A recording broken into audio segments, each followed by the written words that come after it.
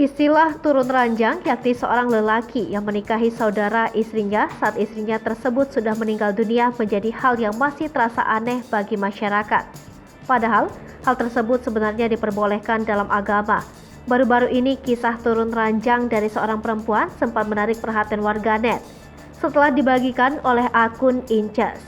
Perempuan tersebut tampak tengah mempersiapkan pernikahan dengan suami kakak kandungnya sendiri. Dalam video yang beredar, ia memperlihatkan dirinya saat berfoto bersama sang kakak dan suaminya di hari pernikahan mereka pada 2014 lalu. Namun, di bulan September 2021, kakak perempuannya meninggal dunia. Selain meninggalkan suami, sang kakak juga memiliki satu anak perempuan yang masih kecil. Hal ini membuatnya akhirnya berpikiran untuk turun ranjang, menikahi suami kakaknya setahun kemudian.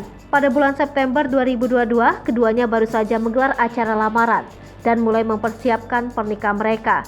Keduanya tampak berbahagia termasuk anak dan keluarga besar mereka. Keputusan ini pun lantas menjadi perhatian. Suara warganet pun terbagi dua, ada yang pro dan juga kontra.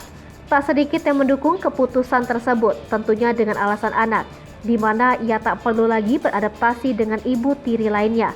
Karena kini sang tantelah yang akan menggantikan posisi ibunya yang sudah meninggal. Namun banyak pula yang mempertanyakan apakah perempuan tersebut mau untuk menjadi bayang-bayang sang kakak saat nanti telah menjadi sepasang suami istri.